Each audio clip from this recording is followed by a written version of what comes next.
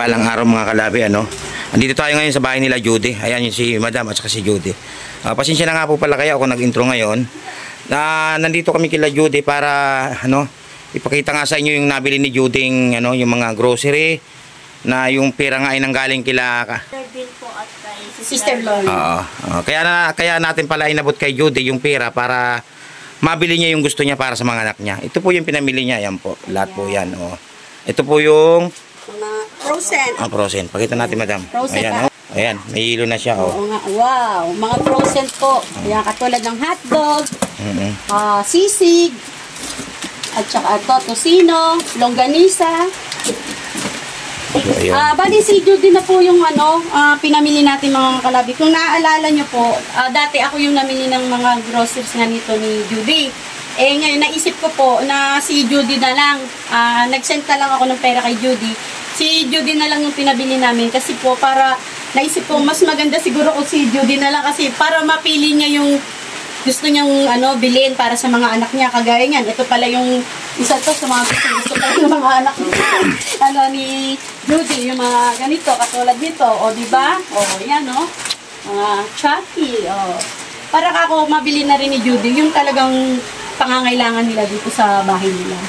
O, ayan, Judy. Atas, ay, no, may itlog pa, o. O, diba? Hindi na rin po nakabili ng ano, ng bigas, no? Kasi sabi ni Judy po, mayroon pa raw, hindi pa naubos yung 25 kilos na bigas na ibinigay natin kay Judy kasi meron pa kami inuubos na bigas na galing sa kapatid po ng nanay namin. May nagbigay sa inyo bigas. Ngayon pa lang po namin nabuksan, Madam. Ngayon nabuksan na? Ngayon pa lang po namin nabuksan. Ngayon pa lang. Opo. O kaya, ayan, maraming salamat po sa, sa ating mga mababait na Sister at Brother Boyet po at kay Sister Lorna. Maraming salamat po sa binigay niyong pang grocery po.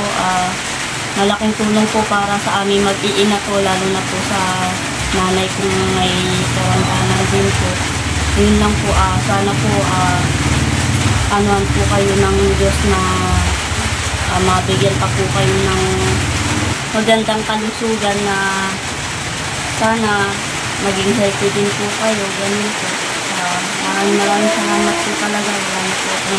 Ayan, muli maraming salamat po kay Sister Lorna at saka po kay Brother Bill ng 2,000 Hail Mary Prayer Group ng California. Ayan, maraming salamat po sa inyo at napakalaking tulong po nito. Mga kalabi, ito pala yung mga napamili ni Judy, no? Judy, pakipaliwanag itong sa grocery.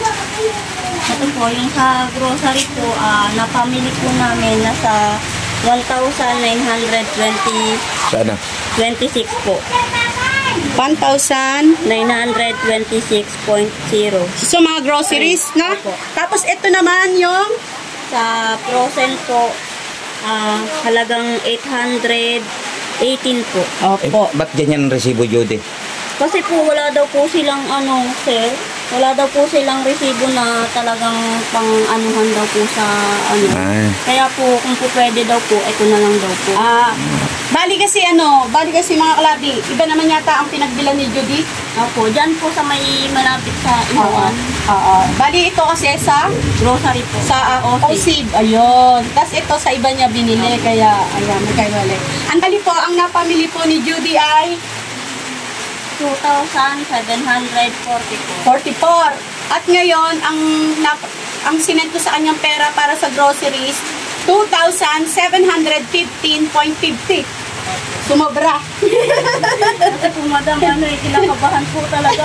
Madam, hindi po kasi ako. Ngayon lang po kasi ako nag-grocery na.